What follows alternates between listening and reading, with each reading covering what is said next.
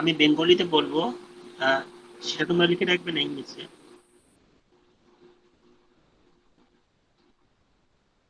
Student কেউ কিছু বলো, বেঙ্গলিতে লিখবে না ইংলিশে। আজকে কিছু লিখাবো, তারপরে এমসিকিউ করাবো আমি।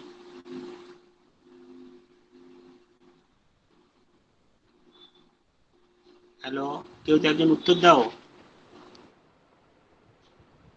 তো সামনে ইংলিশে বলে দিন। বেশ, ঠিক আছে। তাহলে প্রথম যেটা হচ্ছে, সেটা হচ্ছে হোয়াট ইজ ফোর্স। হেডিং করো হোয়াট ইজ ফোর্স, বা বল কি। কিন্তু লস অফ মোশনের খুব ইম্পর্টেন্ট পয়েন্ট হচ্ছে বল। হোয়াট ইজ ফোর্স, তাহলে লিখো force is an external impact.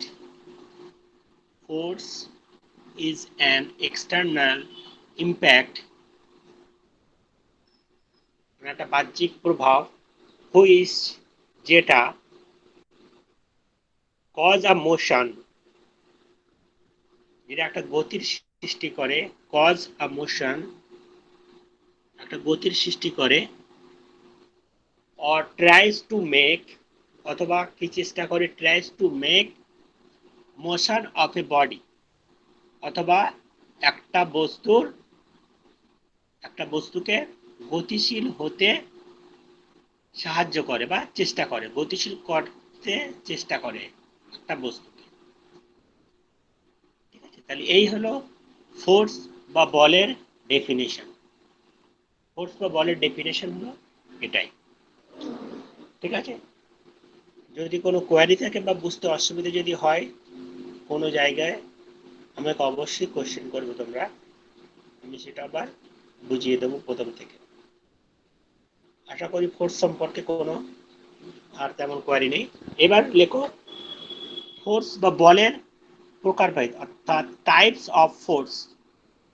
Types of force, বলের প্রকারভেদ। ফার্স্ট হচ্ছে linear motion. Linear motion, LINEAR, linear motion. ঠিক আছে, এগুলো আমি আর ডিটেলস লিখাচ্ছি না, জাস্ট একটু বলে রাখছি, একটু শুনে রাখো লিনিয়ার মোশনটা কি। মানে একটা বডি যখন কোনো স্ট্রেট লাইন বরাবর চলবে, তার যে মোশন, তার যে গতি, সেটা হচ্ছে লিনিয়ার মোশন।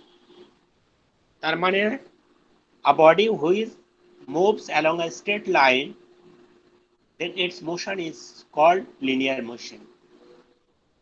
সেকেন্ড হচ্ছে সার্কুলার মোশন বা বৃত্তীয় বেগ, বৃত্তীয় গতিবেগ। সার্কুলার মোশন কি, when a body moves along a circular path, অর্থাৎ একটা বৃত্তাকার পথের পরিধি বরাবর যখন কোনো বস্তু ঘুরতে থাকবে, then the motion of that body is known as circular motion. সেই বস্তুর গতিবেগটাকে আমরা বৃত্তীয় গতিবেগ বলে থাকি। 3 নম্বর যেটা লিখবে, সেটা হচ্ছে periodic motion. Periodic motion, PERIODIC periodic motion. এটা যদি লিখতে হয় তাহলে দেখো the motion,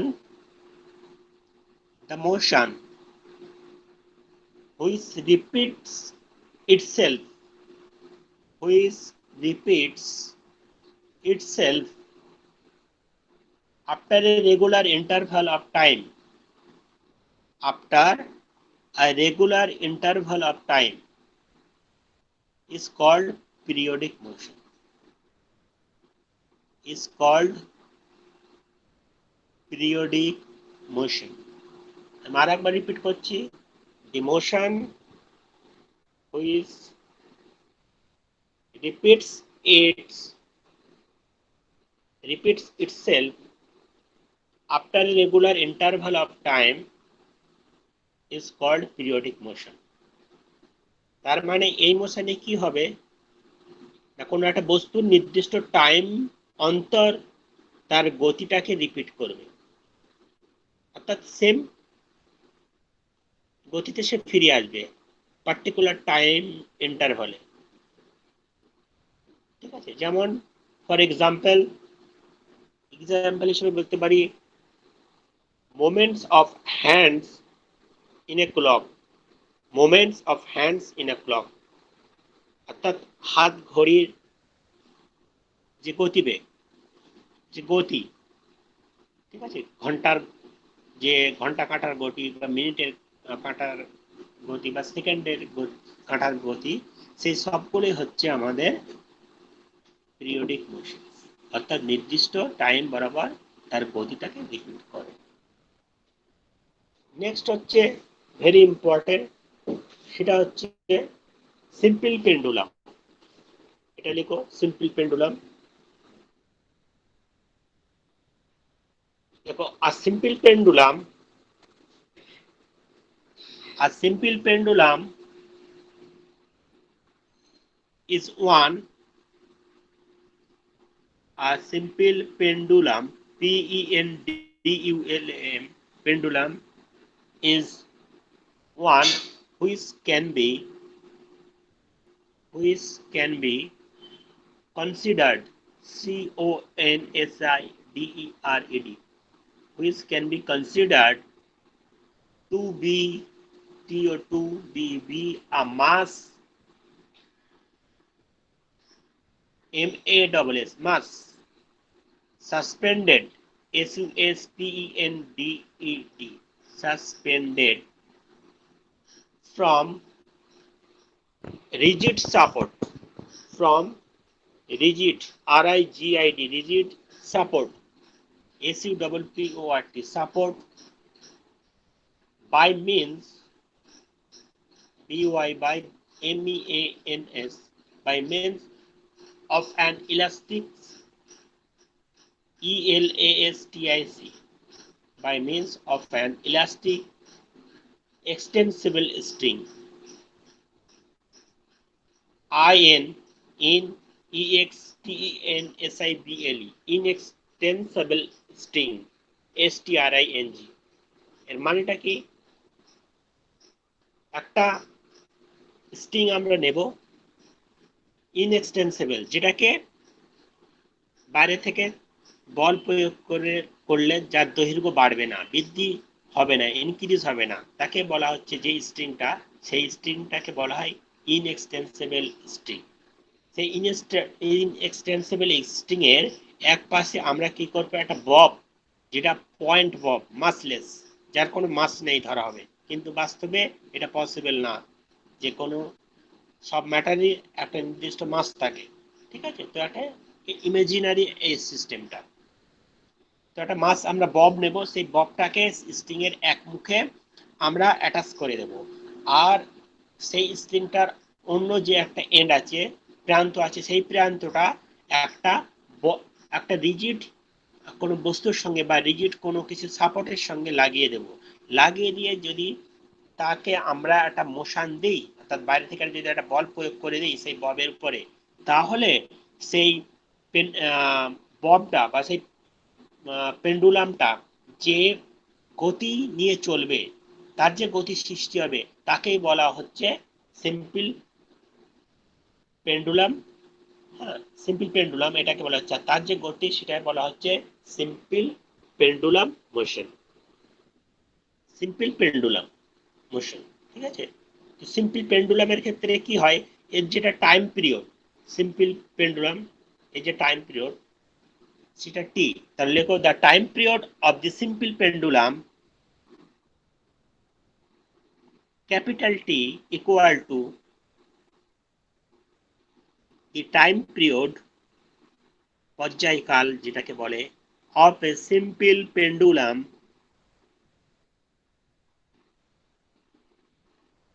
capital T equal to 2 pi, পাই যে চিহ্ন, যার ভ্যালু আছে 22/7, 2 pi root over, অর্থাৎ পুরোটার root, L by G, small L by G। 2 pi root over small L by G. Small L by G এটা থাকবে আমাদের রুটের মধ্যে, ঠিক আছে। হোয়ার যেখানে small L equal to, where small L equal to length of the string, যে স্ট্রিংটা আমরা নিচ্ছি তার দৈর্ঘ্য, length of the string, and g equal to small g equal to gravity, ঠিক আছে। Small G equal to gravity, আমাদের যে গ্র্যাভিটি আছে অ্যাক্সেলারেশন, হ্যাঁ, গ্র্যাভিটি অ্যাক্সেলারেশন, সেটা হচ্ছে স্মল জি, যার ভ্যালুটা হচ্ছে ইন এসআই, এসআই পদ্ধতিতে জি এর ভ্যালুটা 9.8 মিটার পার সেকেন্ড স্কোয়ার, বা অ্যাপ্রক্সিমেটলি কোনো কোনো বইতে 10ও ধরা হয়, বা ক্যালকুলেশন সুবিধার জন্য 10 মিটার পার সেকেন্ড স্কোয়ারও ধরা হয়। এটা হচ্ছে এসআই বা এমটিএস পদ্ধতিতে। আর সিজিএস পদ্ধতিতে কত হবে এর সঙ্গে, তাহলে 980 অর্থাৎ 980 সেন্টিমিটার পার সেকেন্ড স্কোয়ার, ঠিক আছে। আর এফপিএস পদ্ধতিতে জি এর ভ্যালুটা হচ্ছে 32, 32 foot per second square, FT per second square. তাহলে এই গেল আমাদের বিভিন্ন টাইপের মোশন, ঠিক আছে। আর একটা যেটা লাস্ট মোশন দিয়ে আমরা শেষ করব, সেটা হচ্ছে periodic projectile motion. Projectile, PRO JECTILE, projectile motion.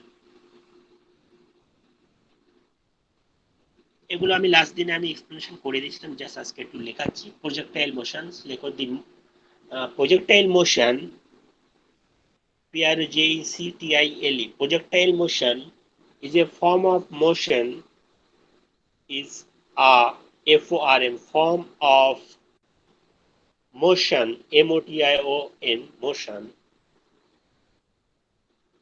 in which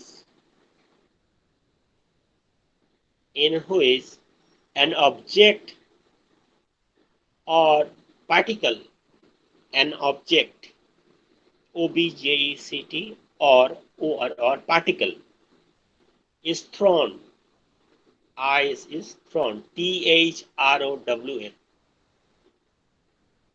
near the earth's surface, is thrown near, NEAR, near the earth's, EARTH apostrophe S, near the earth's surface, SURFACE, and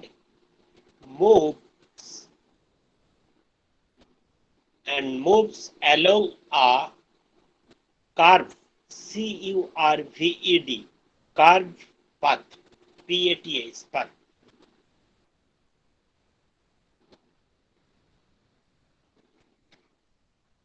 under the action of gravity, under UNDR, under the action of gravity, GRAVITY।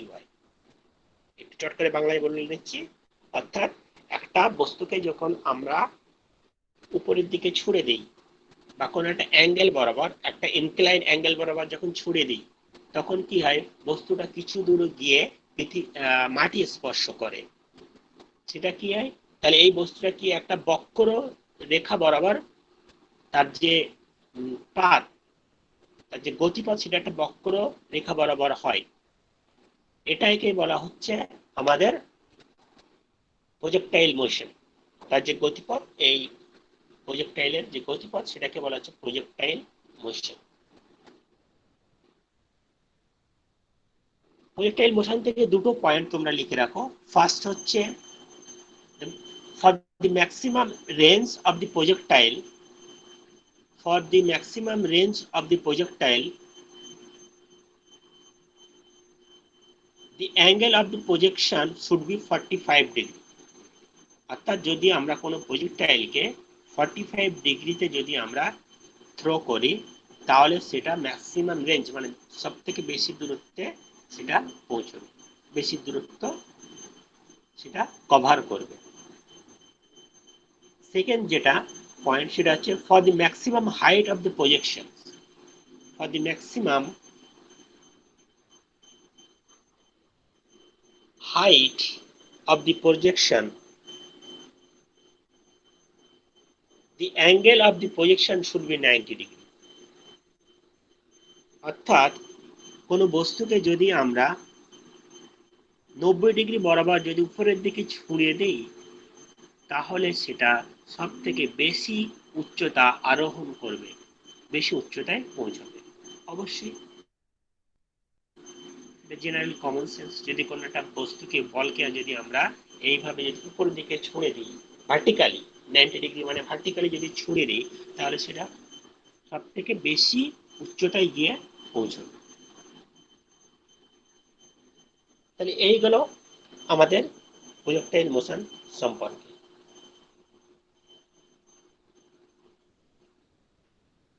এবারে আমরা চলে আসব next টপিকে,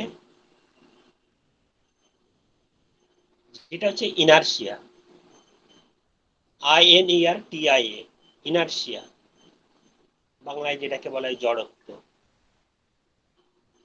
তাহলে inertia বলে একটা point করো, inertia.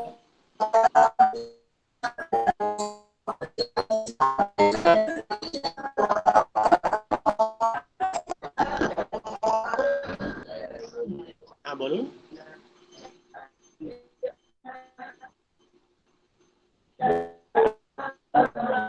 দেখো দি প্রপার্টি,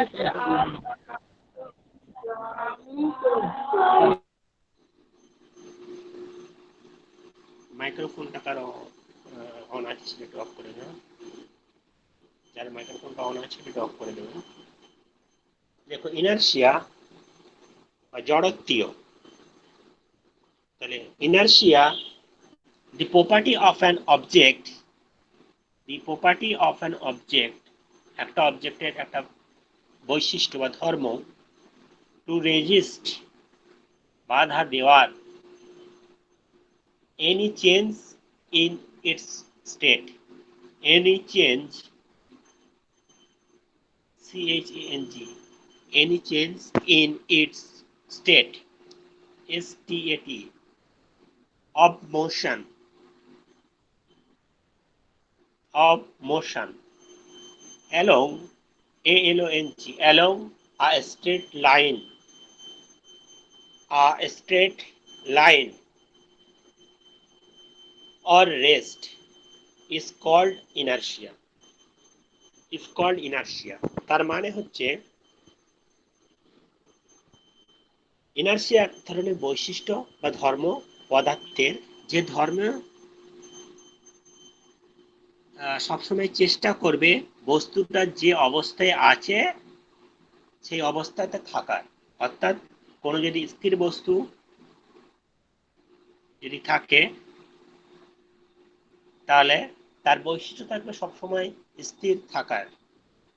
যদি বাইরে থেকে আমরা বল প্রয়োগ করি, তাহলে তার বৈশিষ্ট্যটা থাকবে সে সবসময় চাইবে স্থির থাকা।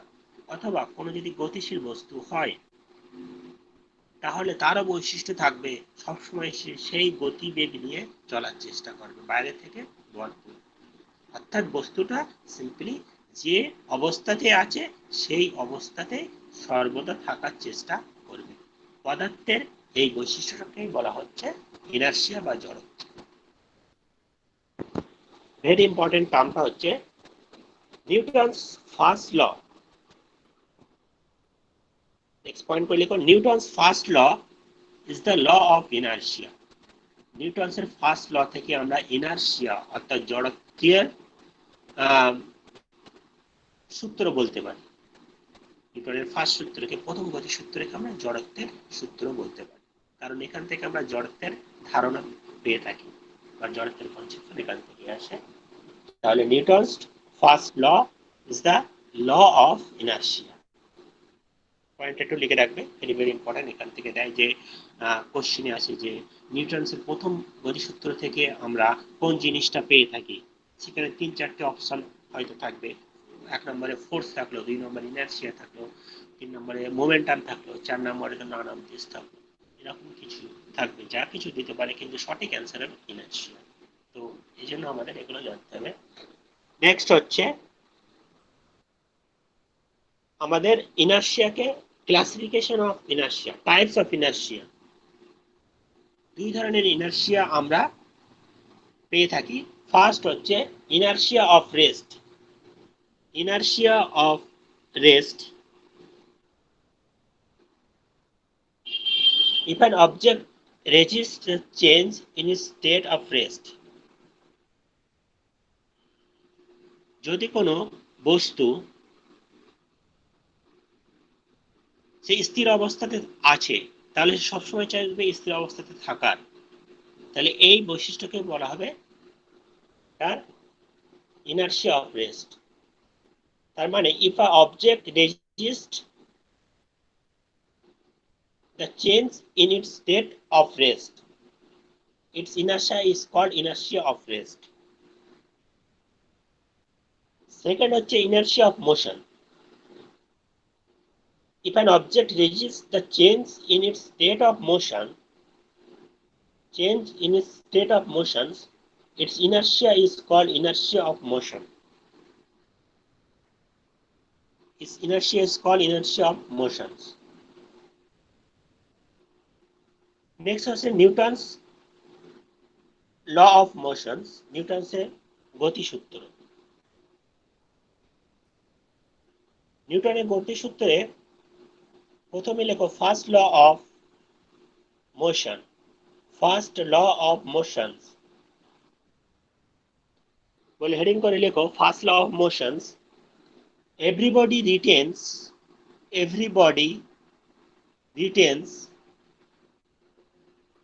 its state of rest or state of motion along a straight line until an external force is applied on it. Until an external force is applied on it. This law is known as first law of motion. This law is known as first law of motion. Next হচ্ছে second law of motion. Second law of motions.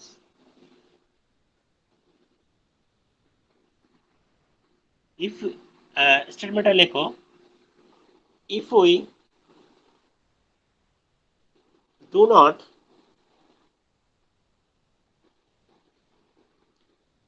not apply external force to a body, then the time rate of change of momentum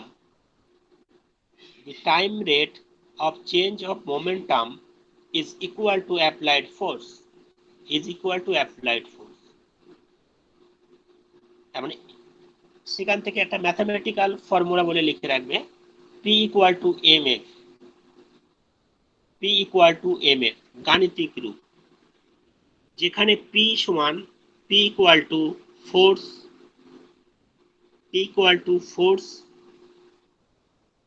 m equal to mass of the body, small f equal to acceleration of the body.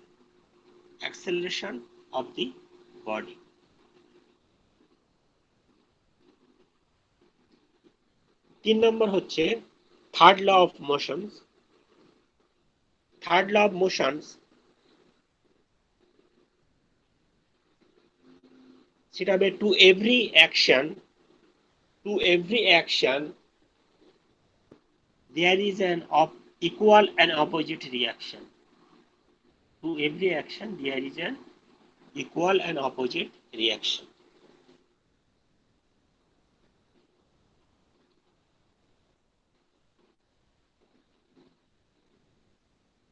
ঠিক আছে, next পয়েন্টটা যেটা করবে সেটা হচ্ছে laws of conservation of momentum, ভরবেগের সংরক্ষণ সূত্র। Laws of conservation of momentum, সেটা লেখো If no external force acts upon a system, if no external force acts upon a system of two or more bodies,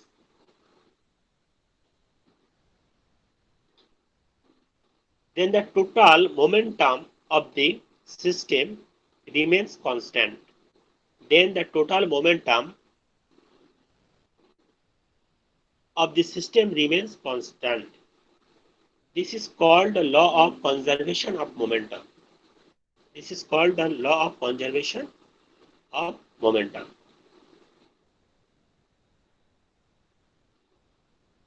তো laws of conservation of momentum থেকে আমি প্রথম দিনে কতগুলো ঘটনা বলেছিলাম, ঠিক আছে?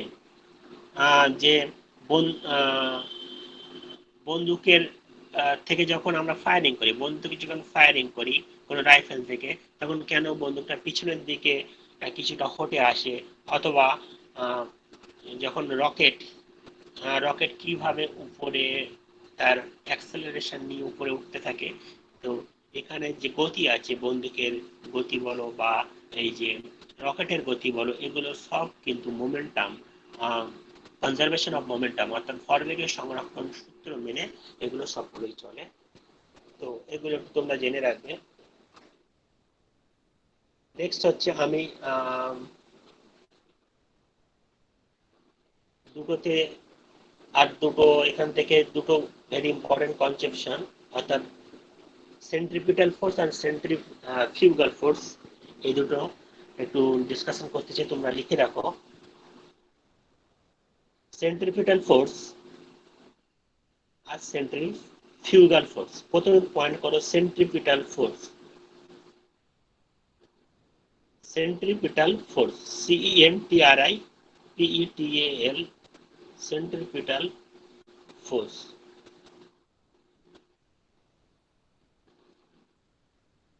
তো সেখানে লিখবে a body performing circular motion, a body performing circular motions is acted upon by a force, is acted upon by a force directed along the radius towards।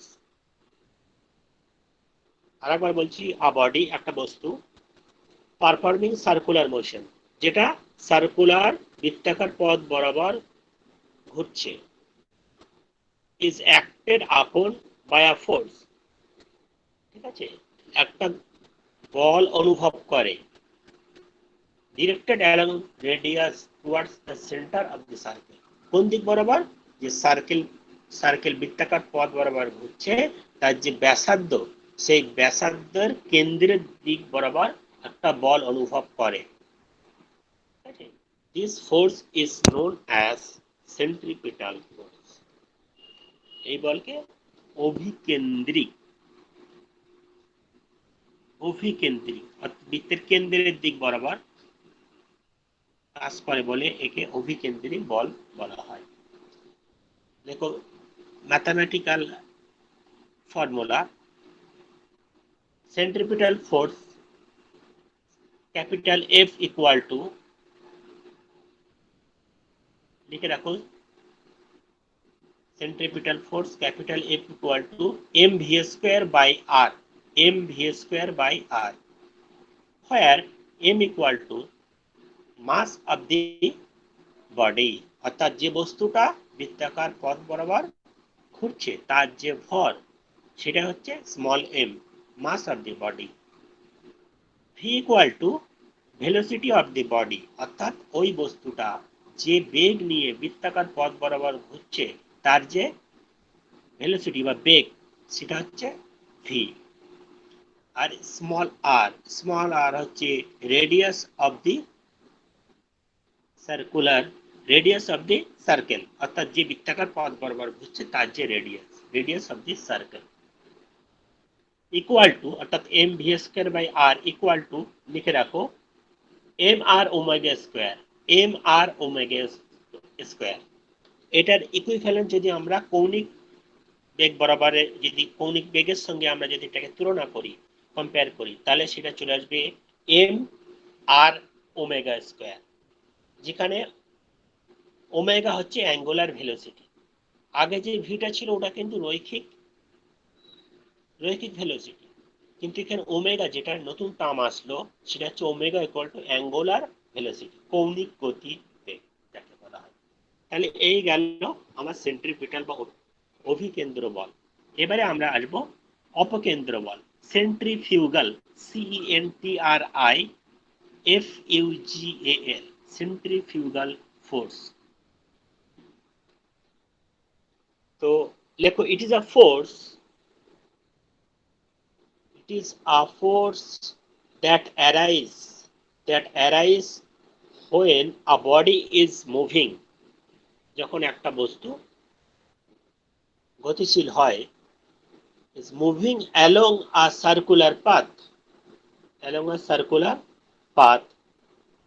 by virtue of tendency of the body to regain its natural straight line path, by virtue of tendency of the body to regain its natural straight line path. It is regarded as the reaction of the centripetal force. It is regarded as the reaction of the centripetal force. মানে হচ্ছে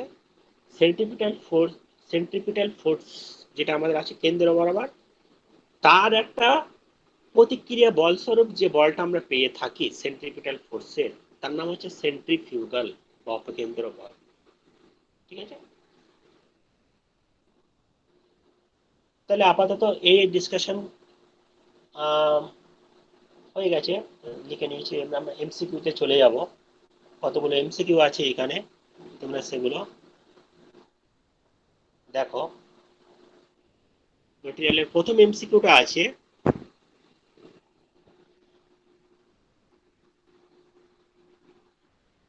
a stone tied to a string is held in a circle। একটা স্টোনকে কি করা হচ্ছে, tied wheel in a circle. ঠিক আছে, মানে একটা স্টোনকে, পাথরকে বেঁধে দিলাম, ঠিক আছে,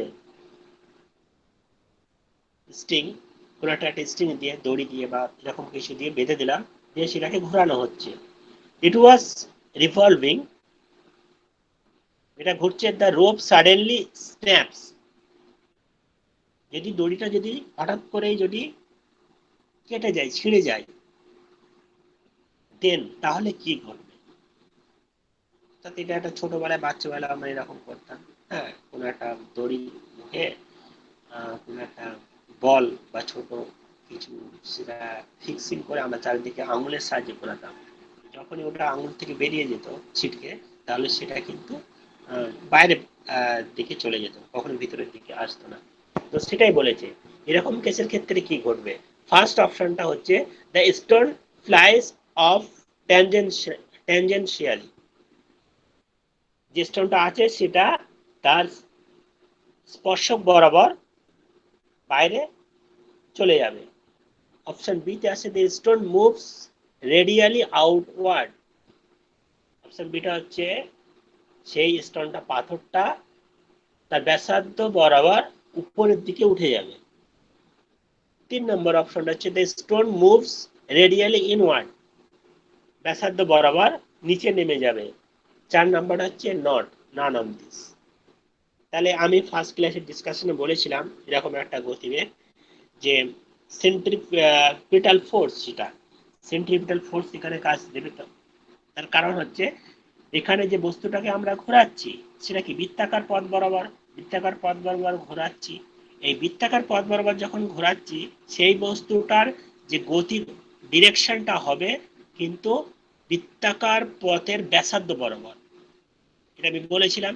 আর প্রত্যেকটা মুহূর্তে সেই ব্যাসার্ধ বরাবর, প্রত্যেকটা মুহূর্তে সেই যে বস্তুটা আছে ঘুরছে চারিদিকে, তার ডিরেকশনটা কিন্তু চেঞ্জ হয়ে যাবে। কোন দিকে হবে, সেই ব্যাসার্ধ বরাবর, স্পর্শক বরাবর তার ডিরেকশনটা প্রতিটা মুহূর্তে চেঞ্জ হতে থাকবে। তাহলে সেই মুহূর্তে যদি সেটা কেটে যায় তাহলে অবশ্যই তার যে গতির অভিমুখ সেই দিকে সে ছুটতে থাকবে, অর্থাৎ সে ট্যানজেনশিয়ালি বাইরে বেরিয়ে যাবে। তাহলে অপশন এটা হচ্ছে কারেক্ট অ্যান্সার এক্ষেত্রে। অপশন এটা কারেক্ট অ্যান্সার। সেকেন্ডটা কি আছে, সেকেন্ড এমসিকিউটা আছে, a body is acted upon by two unequal forces in opposite direction। একটা বস্তু আছে, সেটাকে কি করা হচ্ছে, একটা দুটো অসম বল বরাবর বিপরীত দিকে টানা হচ্ছে। তাহলে but not in one line, ঠিক আছে, একই লাইন বরাবর না, মানে আলাদা লাইন বরাবর দুটো অসম বল কোনো বস্তুর উপর প্রয়োগ করে বিপরীত দিকে টানা হচ্ছে। দেন তাহলে the effect is that the body will have, তাহলে বস্তুর মধ্যে কি ঘটবে, কি প্রভাব দেখা দেবে, কি পরিবর্তন দেখা দেবে, সেটা হচ্ছে option one, only rotational motion, কেবলমাত্র রোটেশনাল মোশন, বৃত্তীয় বেগ একটা রোটেশনাল, ঠিক আছে, ঘূর্ণন বেগ যাতে বলে রোটেশনাল মোশন, ঘূর্ণন গতি দেখা দেবে। Option B, only translation motion, কেবলমাত্র ট্রান্সলেট মানে যেটা ডিসপ্লেসমেন্ট হয়ে যাবে, অর্থাৎ এক জায়গা থেকে অন্য জায়গায় স্ট্রেট বরাবর চলে যাবে, স্ট্রেট লাইন বরাবর। তাহলে প্রথমটা হবে না, তার কারণ বলছি, দেখো এক্ষেত্রে যখন একটা আনইকুয়াল ফোর্স অ্যাপ্লাই করেছি, সেটা একই স্ট্রেট লাইন বরাবর না, তাহলে সেখানে কিন্তু আমাদের দুরকম গতির সৃষ্টি হবে, ঠিক আছে, একটা ঘূর্ণন বেগ তৈরি হয়ে যাবে, ঘূর্ণন বেগ তৈরি হবে, একটা ট্রান্সলেশন মোশন, অর্থাৎ এক জায়গা থেকে আরেক জায়গায় সরে যাওয়ার গতিও সৃষ্টি হবে। ঘূর্ণন বেগটা কেন সৃষ্টি হবে, ঘূর্ণন বেগ কখন সৃষ্টি হয়, যখন দুটো অসম বল, বিভিন্ন মাপের বল যখন কোনো বস্তুর উপর অ্যাপ্লাই করা হয় এবং ওই বলটা হচ্ছে স্ট্রেট লাইন বরাবর না প্রয়োগ না হয়, ঠিক আছে, অর্থাৎ একই সরলরেখা বরাবর সেই দুটো অসম বল প্রযুক্ত হবে না, সেই ক্ষেত্রেই কেবলমাত্র আমাদের রোটেশনাল মোশন অর্থাৎ ঘূর্ণন বেগ তৈরি হয়। তাহলে এটা ঘূর্ণন বেগ কোন ক্ষেত্রে বোঝা গেল। এবং ট্রান্সলেশন বেগটা কেন হচ্ছে, ট্রান্সলেশন বেগটা যেহেতু আমরা ফোর্সটা অ্যাপ্লাই করছি, তাহলে সেই ক্ষেত্রে একটা ট্রান্সলেশন বেগ এখানে তৈরি। যেমন যখন কোনো যখন স্পিনার, ঠিক আছে, স্পিনার ক্রিকেটের ক্ষেত্রে স্পিনার বোলার যখন বলটাকে স্পিন বলটাকে যখন ডেলিভারি করে, তখন সেই বলটার মধ্যে কিন্তু দুটো গতি থাকে, এক হচ্ছে ট্রান্সলেশন মোশন আর একটা হচ্ছে রোটেশনাল মোশন, অর্থাৎ বলটা কিন্তু স্প্রিং এর আকারে ঘুরছে, আবার ঘুরতে ঘুরতে এগিয়ে যাচ্ছে।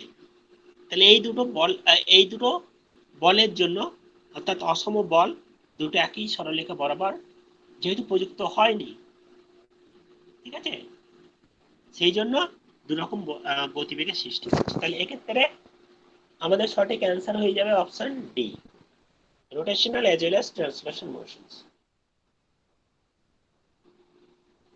কারো যদি কোনো কোশ্চেন থাকে তাহলে বলবে, যদি কোয়ারি থাকে। 3 নম্বরে প্রবলেমে আমি চলে যাচ্ছি। 3 নম্বর প্রবলেমে বলছে an object moving with a constant speed on a horizontal surface will not have, বলছে একটা বস্তু যেটা হচ্ছে একটা কনস্ট্যান্ট স্পিডে একটা সমবেগে চলছে on a horizontal surface, একটা অনুভূমিক সারফেস বরাবর, তল বরাবর, will not have তার কি থাকবে না। তাহলে দেখো প্রথমে হচ্ছে বেগটা যে বেগ নিয়ে চলছে সেটা হচ্ছে কনস্ট্যান্ট, অর্থাৎ ভি ইকুয়াল টু কনস্ট্যান্ট, মানে সাপোজ মনে করি ভি এর ভ্যালুটা 5 মিটার পার সেকেন্ড, কনস্ট্যান্ট ভ্যালুটা 5 মিটার পার সেকেন্ড বেগে চলছে, তাহলে কি হবে, হরিজন্টাল প্লেনে চলছে। তাহলে হরিজন্টাল প্লেনে যদি চলে তাহলে value which will not have velocity, না ভেলোসিটি তো একটা থাকছেই 5 metre per second, constant velocity থাকছে, তাহলে এটা হবে না। মোমেন্টাম, যেহেতু তার বেগ আছে আর একটা বস্তু ভরও আছে নিশ্চয়ই, তাহলে এমভি মোমেন্টাম সেটাও থাকবে, তাহলে এটাও হবে না অ্যান্সার। কাইনেটিক এনার্জি, যেহেতু ভেলোসিটি আছে, কাইনেটিক এনার্জির ফর্মুলাটা হচ্ছে হাফ এম ভি স্কোয়ার, এমও আছে ভিও আছে, তাহলে এটাও হবে না। অ্যাক্সেলারেশন, ত্বরণ, ত্বরণটা কিন্তু এক্ষেত্রে তার থাকবে না, তার কারণ হচ্ছে বেগটা স্থির, কারণ ত্বরণ হচ্ছে বেগ বৃদ্ধির হার, অর্থাৎ বেগের যদি বৃদ্ধি না ঘটে তাহলে ত্বরণের কোনো কোশ্চেনই নেই, ত্বরণ আসবেই না এক্ষেত্রে। ঠিক আছে, তাহলে অ্যাক্সেলারেশন বা ত্বরণ তার থাকবে না, এটা হচ্ছে সঠিক answer, option D.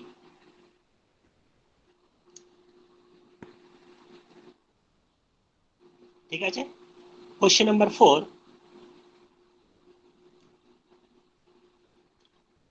Consideration the following statement. দেখো চারটে স্টেটমেন্ট দেওয়া আছে, সেই স্টেটমেন্ট গুলোকে চলো দেখি কি দেওয়া আছে। দেওয়া আছে ফার্স্ট স্টেটমেন্ট হচ্ছে definition of a force is obtain from Newton's first law of motion. নিউটনসের প্রথম গতিসূত্র থেকে বলের সংজ্ঞা আমরা পাই, এর একটা স্টেটমেন্ট দেওয়া আছে প্রথম স্টেটমেন্টটা, তাহলে এটা কি সঠিক? প্রথম গতিসূত্র থেকে আমরা কি পাই?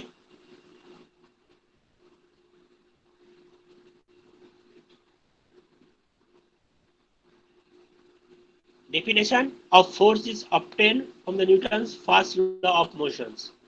নিউটনের প্রথম গতিসূত্র থেকে বলের সংজ্ঞা আমরা পেয়ে থাকি অবশ্যই। সেকেন্ড হচ্ছে কি definition of force is obtained from Newton's second law of motions. না, সেকেন্ড ল অফ মোশন থেকে আমরা বলের ডেফিনেশন আমরা পাই না, বলের পরিমাপটা আমরা পেয়ে থাকি, ডেফিনেশন পাই না। 3 নম্বর হচ্ছে in a house hold writing the appliance are connected in series. একটা বাড়ির গৃহস্থলীর বাড়িতে writing the appliance are connected in series, অর্থাৎ যে বৈদ্যুতিন যে যন্ত্রপাতি সেগুলো সিরিজে লাগানো থাকে, এটাও সঠিক না, কারণ সেগুলো সবসময় প্যারালাল বা সমান্তরালে লাগানো থাকে। যে বৈদ্যুতিন যে বাল্ব বলো, ফ্রিজ বলো বা ফ্যান বলো, সেই সবগুলোই আমাদের প্যারালাল কানেকশনে লাগানো থাকে, তাহলে এটাও সঠিক না। 4 নম্বরে কি বলছে, the picture tube of A television is basically a cathode ray tube, এটা সঠিক। ঠিক আছে, ইলেকট্রনিক্সে যারা স্টুডেন্ট তারা বুঝতে পারবে। পিকচার টিউবটা হচ্ছে সিআরটি টিউব বলা হয়, সিআরটি ক্যাপিটাল সিআরটি, যার ফুল ফর্ম হচ্ছে ক্যাথোড রে টিউব। ঠিক আছে, পিকচার টিউবটা অনেকে সিআরটি বলে, ক্যাথোড রে টিউব। তাহলে দেখা গেল যে 4টা অপশন দেওয়া আছে, এই 4টে অপশনের মধ্যে আমরা দেখতে পেলাম 1 নম্বরটা সঠিক আর 4 নম্বরটা সঠিক। ঠিক আছে, আর যে 2 আর 3 সেটা হচ্ছে ফুল রং স্টেটমেন্ট। তাহলে দেখো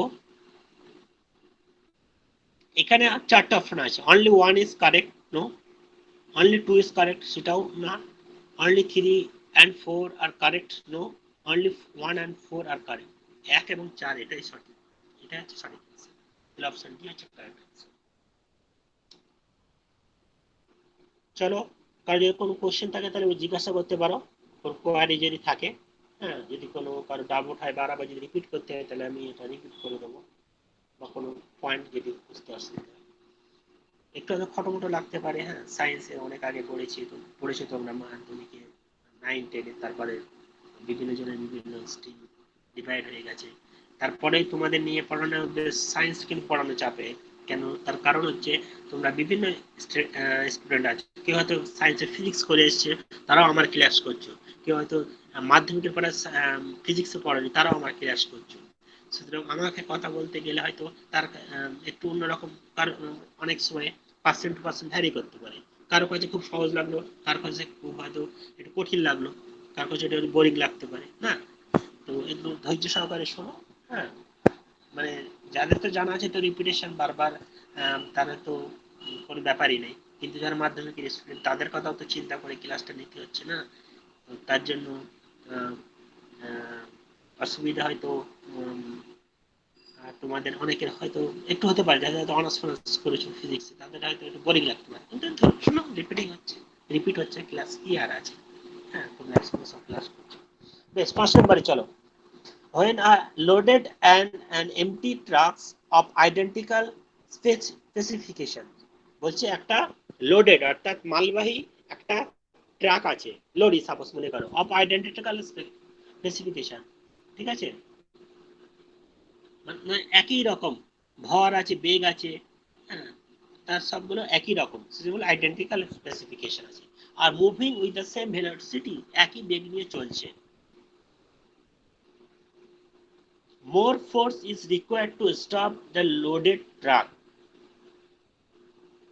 যে ট্রাকটা লোডেড আছে অর্থাৎ যেটা মালবাহী ট্রাককে স্থির করতে বেশি বল প্রয়োগ করতে হচ্ছে।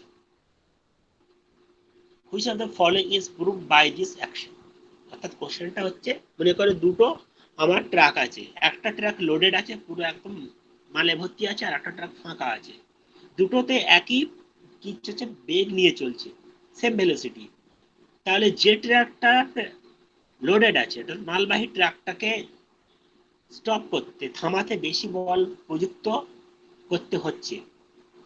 which of the following is proved by this action, তাহলে নিচের কোনটা এই ঘটনা থেকে প্রমাণিত হয়। ফার্স্ট হচ্ছে Newton's first law of motion, Newton's first law of motion, বাইরে থেকে প্রযুক্ত বল দ্বারা বাধ্য না করলে স্থির বস্তু চিরকালই স্থির থাকবে, গতিশীল বস্তু একই সরলরেখা বরাবর চলতে থাকবে সমবেগে, এটা ফার্স্ট ল ছিল, তাহলে এটা অ্যাপ্লাই হচ্ছে না। Newton's second law of motion, second law of motion কি ছিল, বাইরে থেকে সেকেন্ড ল ছিল কি, কোন বস্তুর ভরবেগের পরিবর্তনের হার বস্তুর উপর প্রযুক্ত বলের সমানুপাতিক, এবং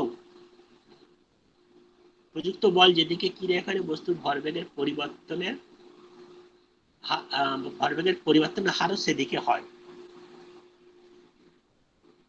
তাহলে থার্ড ল অফ মোশন কি বলছে, প্রত্যেক ক্রিয়ার একটা সমান বিপরীত প্রতিক্রিয়া আছে। অপশন ডি টা হচ্ছে কি গ্র্যাভিটেশনাল ল, তাহলে এখানে গ্র্যাভিটেশনাল ল অ্যাপ্লাই হচ্ছে না, থার্ড ল অ্যাপ্লাই না, সেকেন্ড লটা অ্যাপ্লাই করা হচ্ছে। সেকেন্ড লটা কি ছিল, কোন বস্তুর ভরবেগের পরিবর্তনের হার বস্তুর উপর প্রযুক্ত বলের সমানুপাতিক। দেখো এখানে যে ট্রাকটার লোডেড আছে, যে ট্রাকটা তার ভরবেগটা নিশ্চয়ই বেশি, দুটোই ট্রাকের মনে করো একই বেগ নিয়ে যাচ্ছে, কিন্তু দুটোর ভরটা তো সেম হবে না, যে ট্রাকটা লোডেড নিশ্চয়ই তার ভরটা বেশি হবে ওয়েট করে মাপলে, তাই না, তুলনামূলকভাবে যে ট্রাকটা ফাঁকা আছে তার থেকে যে ট্রাকটা লোডেড আছে তার ভরটা বেশি, অর্থাৎ দুজনের কিন্তু ভেলোসিটি সেম, অর্থাৎ যে ট্রাকটা লোডেড আছে তার ভরবেগ কিন্তু যে ট্রাকটা ফাঁকা তার থেকে বেশি। তাহলে ভরবেগ যদি বেশি হয় তাহলে তাকে থামাতে আমাদের কি বেশি বল প্রয়োগ করতে হবে কম্পারেটিভলি, যেটা যেটা ফাঁকা ট্রাক তার থেকে যে ট্রাকটা লোডেড তাকে থামাতে বেশি আমার অ্যাপ্লাই করতে হচ্ছে, বাইরে থেকে অ্যাপ্লাই ফোর্সটা বেশি করতে হচ্ছে, কারণ তার ভরবেগের পরিবর্তন আমি কি যদি স্থির করতে যাই তাহলে কি ভরবেগের পরিবর্তন বেশি করতে হচ্ছে, মানে বেশি ফোর্স অ্যাপ্লাই করতে হচ্ছে, সেই জন্য এখানে সেকেন্ডটা হচ্ছে অ্যাপ্লিকেবল, অর্থাৎ Newton second law of motion এখানে অ্যাপ্লিকেবল। যদি বুঝতে অসুবিধা হয় তাহলে আরেকবার জিজ্ঞেস করো কেউ, আমি আরেকবার রিপিট করবো, আশা করি ভালো করে বুঝিয়েছি এটা। চলো 6 নম্বর কোশ্চেনে, এই যে কটা কোশ্চেন ডিসকাশন করছি এটা সব কিন্তু ডাব্লিউবিসিএস কোনো না কোনো সালে এসছে, ঠিক আছে, মেনলি ছোটখাটো যে কোনো এক্সামে এটা কোনো না কোনো এসছে। Number 6, the nature of motion of A sewing machine, অর্থাৎ সুইং মেশিন মানে হচ্ছে সুইং মেশিন মানে সেলাই মেশিন, এমব্রয়ডারি মেশিন যেগুলো বলো বা সেলাই মেশিন যেগুলো বলো, সেই সেলাই মেশিনের প্রকৃতিটা কি, অর্থাৎ কোন প্রিন্সিপালে সেলাই মেশিনটা কাজ করে সেটাই জানতে চেয়েছে এখানে। এক হচ্ছে সার্কুলার মেশিন, সেলাই মেশিনটা হচ্ছে সার্কুলার মোশন, অর্থাৎ বৃত্তাকার গতিবেগ, তার যেটা সেলাই মেশিনের যে সুচটা তার যেটা গতিবেগ সেটা বলছে বৃত্তাকার গতিবেগ, না বৃত্তাকার না। অপশন বি হচ্ছে ট্রান্সলেশন, অর্থাৎ রৈখিক গতিবেগ, ট্রান্সলেশন মানে রৈখিক গতিবেগ, সেটাও না। অসিলেটরি মোশন, দোলন, যেটা হচ্ছে পেন্ডুলামের যে মোশনটা এরকম, ঠিক আছে, সেটা হচ্ছে অসিলেটরি মোশন। সেটাও না, সরি অসিলেটরি মোশন। 4 নম্বরটা হচ্ছে রোটেশনাল মোশন, ঘূর্ণন গতিবেগ। তাহলে যদি আমরা দেখি সেলাই মেশিনটাকে, সেটা কিন্তু এরকম ভাবে একদিক থেকে সেলাই করতে করতে আবার একদিকে চলে যায় এরকম। ঠিক আছে, তোমরা এটা বুঝতে পারছো অনেকে, মানে দেখে থাকো, মানে এক কিনারা বরাবর সেলাই করতে করতে আর এক কিনারা বরাবর যায়। ঠিক আছে, এমব্রয়ডারি দেখবে। তো সেটা হচ্ছে কি অসিলেটরি মোশনটা কোনটা? অসিলেটরি মোশন অর্থাৎ যে মোশনটা একদিক বরাবর যাত্রা স্টার্ট করে আবার একটা অন্য দিক বরাবর চলে যায়। ঠিক আছে, সেই মোশনটাকে বলছে অসিলেটরি, অর্থাৎ দোলন। দোলন সিম্পল অসিলেটরি মোশন আছে, সিম্পল হচ্ছে দোলন। তাহলে এখানে সঠিক অ্যান্সার হয়ে যাবে কিন্তু আমাদের অসিলেটরি মোশন। সুইং মেশিনে কিন্তু অসিলেটরি মোশন হয়, সূচের যে মোশনটা সূচে। 7 নম্বরটা হচ্ছে a piece of stone tied to a string is being rotated in a vertical plane with a constant angular velocity. The tension of the string will be maximum when বলছে একটা স্টোনের piece নেওয়া হলো, সেই স্টোনের পিসটাকে কি করা হচ্ছে, ভার্টিক্যাল লাইন বরাবর সেটাকে ঘোরানো হচ্ছে at constant angular velocity, এটা ধ্রুবক কৌণিক বেগ নিয়ে ঘোরানো হচ্ছে ভার্টিক্যাল বরাবর। তাহলে কি হচ্ছে, the tension of the string will be maximum। তাহলে এই যে স্ট্রিং তার টেনশনটা কোথায় সব থেকে বেশি হবে?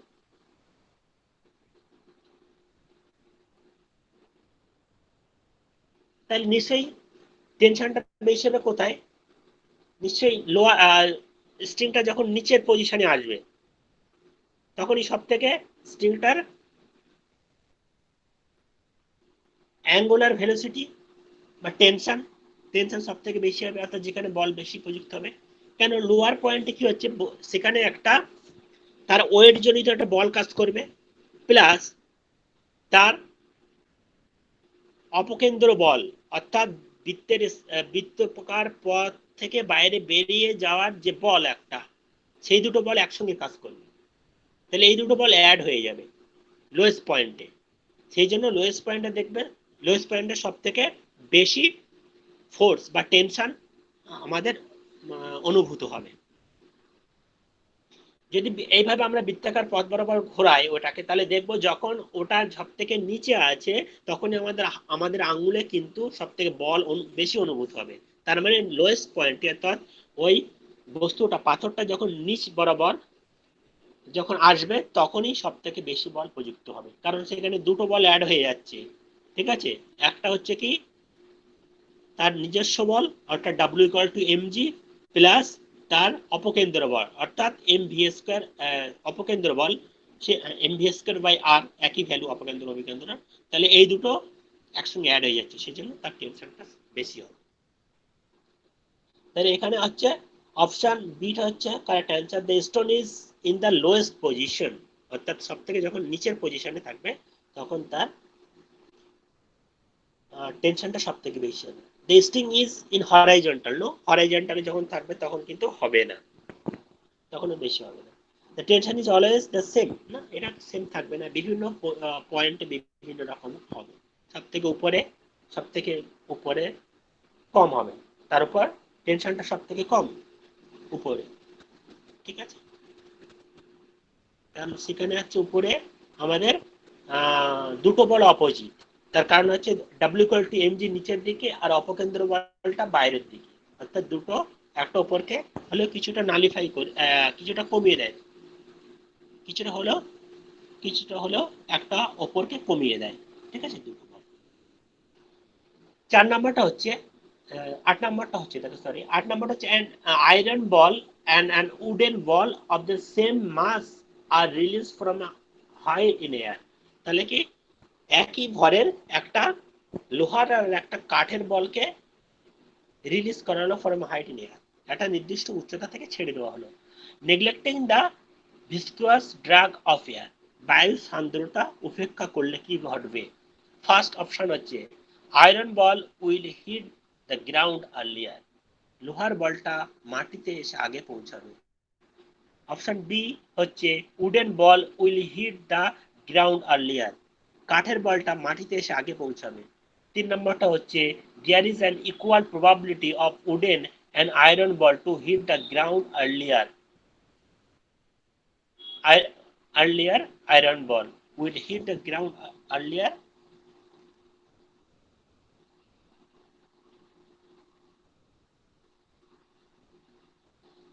তার মানে দুটো বলই সেম একই সম্ভাব্যতা আছে একসঙ্গে মাটিতে পৌঁছাবার, সেটা আছে। ডিটা হচ্ছে both will reach the ground at the same time, দুটো বলই একই সঙ্গে মাটিতে পৌঁছাবে। দেখো এখানে আমাদের একটা সূত্র ছিল অবাধে পতনশীল বস্তুর সূত্র, অবাধে পতনশীল বস্তুর সূত্র। সেখানে বলা হয়েছে যদি বাইরে থেকে কোনো বল প্রযুক্ত না হয় তাহলে দুটো বস্তুকে যদি আমরা নির্দিষ্ট উচ্চতা থেকে ছেড়ে দেই তাহলে তার যে পতনকাল কিন্তু তার বস্তুটা কিন্তু ওয়েটের উপর বা ভরের উপর ডিপেন্ড করে না, বস্তুটার ভরের উপর ডিপেন্ড করে না, অর্থাৎ যে কোনো ভরই হোক না কেন, ঠিক আছে, যদি বাইরে থেকে বল প্রযুক্ত নয়। এখানে দেখো সেই জন্য বলা হয়েছে যে neglect the viscous of air, বায়ুর সান্দ্রতা বল, অর্থাৎ তার কাজ হচ্ছে সবসময় সান্দ্রতা বলের কাজ হচ্ছে গতির বিরুদ্ধে প্রযুক্ত হওয়া। তাহলে সেটা যদি না হয় তাহলে কিন্তু দুটো বস্তুই একসঙ্গে মাটিতে এসে পৌঁছাবে, ঠিক আছে। এটা হচ্ছে অবাধে পতনশীল বস্তুর সূত্র সম্বন্ধে গ্যালিলিও এই সূত্রটা দিয়েছিলেন, ঠিক আছে। পতনশীল বস্তুর সূত্র সম্বন্ধে তিনটে ফর্মুলা দিয়েছেন, তার মধ্যে এটা হচ্ছে একটা। লাস্ট নাম্বার প্রবলেম হচ্ছে problem number 9, fat can be separated from milk in a cream separator because of, অর্থাৎ ক্রিম সেপারেটর এটা একটা সেপারেটর, এটা একটা যন্ত্র, যে যন্ত্রের সাহায্যে আমরা ক্রিমকে, অর্থাৎ বিভিন্ন টাইপের যে ক্রিম আছে আমরা সেটাকে সেপারেট করি, আলাদা আলাদা ভাবে ভাগ করতে পারি। তাহলে এটাকে কিভাবে ভাগ করা যায়? বিকজ অফ, কি কারণে ক্রিম সেপারেটরে আমরা ফ্যাট মানে চর্বি জাতীয় যে পদার্থ আছে তাকে আমরা আলাদা করতে পারি, সেপারেট করতে পারি। এক হচ্ছে কোহেসিভ ফোর্সের জন্য। কোহেসিভ ফোর্স হচ্ছে এক ধরনের ফোর্স যেটা হচ্ছে একই বস্তুর উপর প্রযোজ্য, ঠিক আছে, একই বস্তুর উপর প্রযোজ্য। বি হচ্ছে gravitational force, law of gravitational যেটা আছে আমাদের, হ্যাঁ। তো এখানে গ্র্যাভিটেশনাল ফোর্স হচ্ছে অ্যাপ্লিকেবল না, গ্র্যাভিটির জনিত যে ফোর্স না, গ্র্যাভিটেশনাল ফোর্স অ্যাপ্লিকেবল না। অফেন্সিভ সেন্ট্রিপিটাল ফোর্স না, সেন্ট্রিপিটাল ফোর্সও এখানে অ্যাপ্লিকেবল না। সেন্ট্রিপিটাল ফোর্সটা হচ্ছে তোমার কোনটা, যেটা কেন্দ্র বরাবর কোনো বৃত্তাকার পথে যদি কোনো বস্তু ঘোরে তাহলে কেন্দ্র বরাবর তার একটা বল অনুভূত হয়, এই বলকে বলা হচ্ছে সেন্ট্রিপিটাল ফোর্স। আর একটা হচ্ছে সেন্ট্রিফিউগাল ফোর্স। এখানে মনে রাখবো সেন্ট্রিফিউগাল ফোর্স হচ্ছে ওই সেন্ট্রিপিটাল ফোর্সের অপোজিট ডিরেকশনে একটা অলিক বল কাজ করে, ঠিক আছে, সেই বলটাকে বলা হয় সেন্ট্রিফিউগাল ফোর্স। তাহলে দেখবো সেন্ট্রিফিউগাল ফোর্স, এই যে আমরা যখনই বিভিন্ন টাইপের, অর্থাৎ যখন দেখি আমাদের ওয়াশিং মেশিন বা যখন আমরা কোনো যন্ত্রের সাহায্যে যখন কিছু পরিষ্কার করি, ঠিক আছে, আমাদের জামা কাপড়, বা যখন ক্রিম সেপারেটরের সাহায্যে বিভিন্ন আমরা ম্যাটারকে, ঠিক আছে, যেমন এখানে ফ্যাটকে সেপারেট করি, সেখানে কিন্তু সেন্ট্রিপিটাল ফোর্স অ্যাপ্লিকেবল হয়। সেন্ট্রিফিউগাল ফোর্স এর জন্য কিন্তু ওটা সেপারেট হয়ে যায়। তার কারণ হচ্ছে সেন্ট্রিফিউগাল ফোর্স কি চাই, সবসময় বাইরে যাওয়ার একটা টেন্ডেন্সি থাকে, প্রবণতা থাকে। তাহলে বাইরে যাওয়ার টেন্ডেন্সি প্রবণতার জন্য কি হবে, যত বাইরে সেন্টার থেকে অ্যাক্সিস, রোটেশন অফ অ্যাক্সিস থেকে যত বাইরের দিকে আমি যাব কিন্তু তার উপর সেন্ট্রিফিউগাল ফোর্সটা তত বেশি হবে, ঠিক আছে। তার কারণ হচ্ছে mv স্কয়ার বাই r, অর্থাৎ r এর ভ্যালুটা যত বেশি হবে তত কিন্তু সেটা কম হবে। অর্থাৎ যদি ওই অ্যাক্সিস, রোটেশন অফ অ্যাক্সিস বরাবর কিন্তু তার উপর প্রযুক্ত বলটা কম, তো তার উপর যদি প্রযুক্ত বলটা কম হয় তাহলে সেখানে যে ফ্যাট গুলো আছে, ঠিক আছে, বা যে লেই গুলো আছে সেখানে কি, সেগুলো অবশ্য অপেক্ষাকৃত ছোট ছোট থাকবে। আর তার থেকে যত দূরে থাকবে যে ফ্যাটের যে কণাগুলো, ঠিক আছে, বা তার যেটা সান্দ্রতা ঘনত্ব সেটা কি অপেক্ষাকৃত বেশি থাকবে, কিন্তু তার কারণ হচ্ছে সেখানে বলটা সেন্ট্রিফিউগাল ফোর্সটা বেশি। ঠিক আছে, এই জন্য এখানে সেন্ট্রিফিউগাল ফোর্সটা কিন্তু সঠিক অ্যান্সার। সেম রকম ফোর্স আমাদের কোথায় অ্যাপ্লিকেবল হয়, আমাদের ড্রাইং মেশিন যেটা হচ্ছে আমাদের, হ্যাঁ, ড্রাইং মেশিনের এখানে সেন্ট্রিফিউগাল ফোর্স অ্যাপ্লিকেবল হয়। ঠিক আছে, ওয়াশিং মেশিন ও সেন্ট্রিফিউগাল ফোর্স অ্যাপ্লিকেবল। ঠিক আছে, তো আজকে ক্লাস এই পর্যন্তই হলো। আর যেহেতু এটা ছোট চ্যাপ্টার ছিল, একটু টাইম বেশি লেগেছে। হ্যাঁ, আমার আম, কিছু কিছু হয়তো রিপিট করে দিয়েছি আগের দিনের সঙ্গে আজকের, কিন্তু না, সেটা হচ্ছে আমরা এর থেকে একটা প্রসেসে এগোবো। আমরা প্রথমে থিওরিটা বলবো, তারপর সেটাকে আমরা নোট ডাউন করব। ঠিক আছে, তারপর আমরা এমসিকিউ করব। আমি হঠাৎ করে সবকিছু বলে গেলাম, তাহলে কিন্তু সেটা প্রবলেম হতে পারে। ঠিক আছে, আজকের ক্লাস এই পর্যন্তই থাকলো।